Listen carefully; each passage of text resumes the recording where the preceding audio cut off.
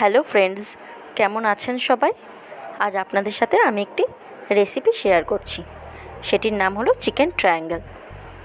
তো এটির জন্য আমি প্রথমেই 4টি পেঁয়াজ কুচিয়ে নিলাম। পেঁয়াজ কেটে নেওয়ার পরে আমি এখানে একটি টমেটো নিয়ে নিয়েছি।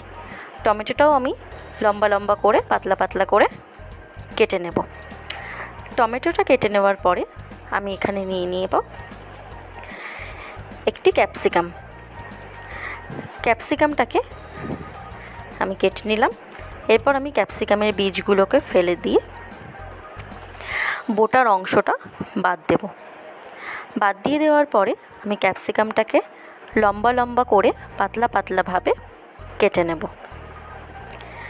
ক্যাপসিকামটা কেটে নেওয়ার পরে আমি এখানে 4টি লঙ্কা নিয়েছি। লঙ্কাগুলোকে আমি খুবই কুচি কুচি করে কেটে নেব।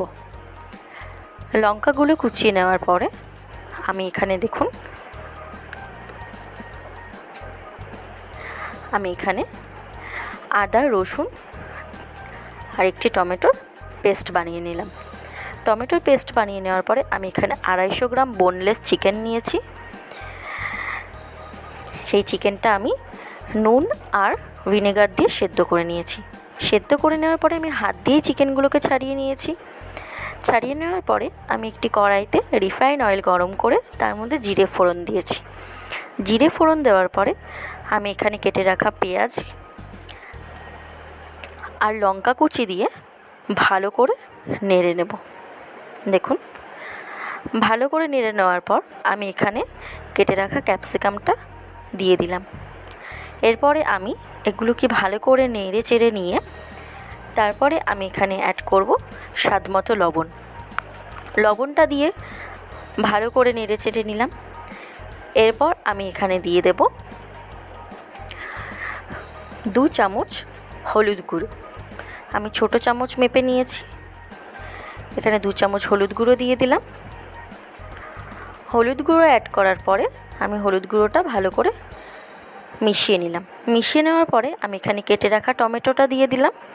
টমেটোটা দিয়ে ভালো করে নেড়ে চেড়ে নিয়ে এরপরে আমি যে মিক্সচারটা বানিয়েছিলাম আদা রসুন টমেটোর, সেটা দিয়ে ভালো করে নেড়ে চেড়ে নিয়ে আমি এর মধ্যে অ্যাড করছি জিরে গুঁড়ো, ধনে গুঁড়ো, লঙ্কা গুঁড়ো আর সামান্য গোলমরিচ গুঁড়ো।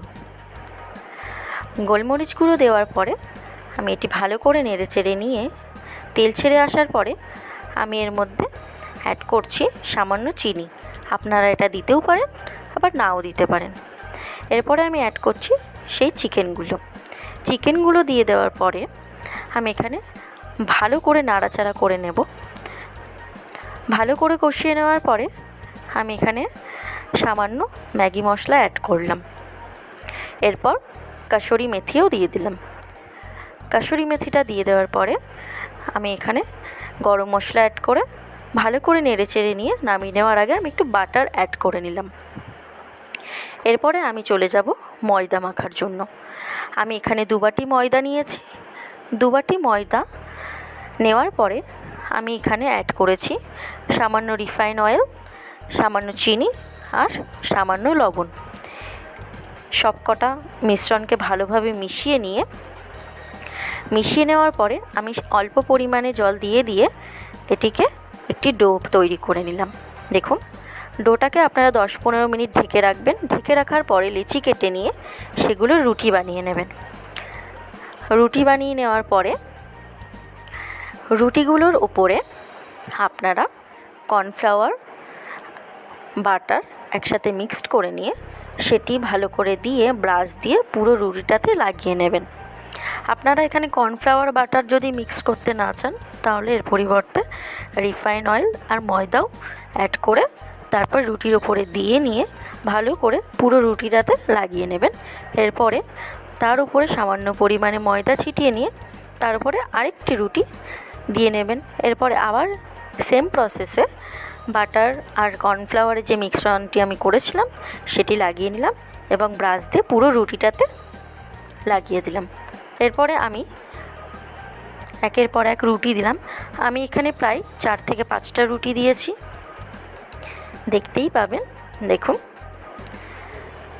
4 থেকে 5টা রুটি দিয়ে আমি একইভাবে সেইগুলোই করেছি।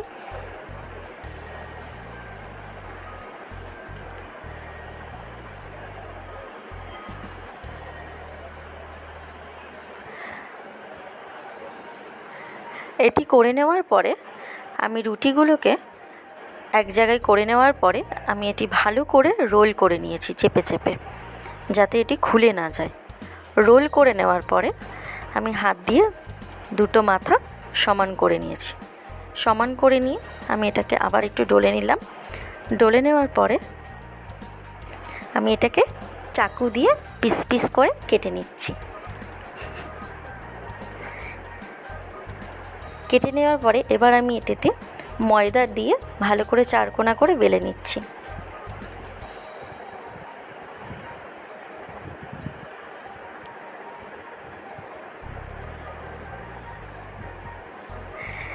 বেলে নেওয়ার পরে দেখুন আমি সেই রুটিটাকে চাকু দিয়ে কেটে নিয়েছি।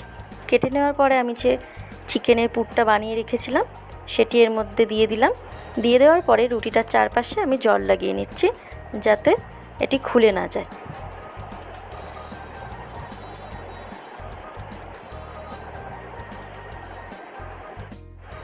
দেখুন আমি ভালো করে ওটা জল দিয়ে আটকে দেওয়ার কারণে এটি আর খুলবেও না। তারপর আমি যেহেতু ওটিজিতে এটা ট্রাই করেছি, তাই আমি ওটিজি প্লেটটার উপরে বাটার লাগিয়ে নিয়ে তার উপরে চিকেন ট্রায়াঙ্গেলগুলোর ওপরে আমি ডিমের প্রলেপ দিয়ে দিয়েছি। ডিমের প্রলেপ দেওয়ার পরে আমি ওটিজিতে এটা দেওয়ার পরে 150 ডিগ্রি টেম্পারেচারে 10 মিনিটের জন্য বেকড হওয়ার জন্য দিয়েছিলাম। দেখুন আমার বেকড হয়ে গেছে। এরপরে আপনারা চাইলে এটিকে তেলেও ভাজতে পারেন। দেখুন আমি আরেকটা প্রসেসেও করেছি, তেলে ভেজেছি। আমার একদম রেডি। এবার চিকেন ট্রায়াঙ্গেলগুলো আপনাদের ভালো লাগলে রেসিপিটি ট্রাই করতে পারেন।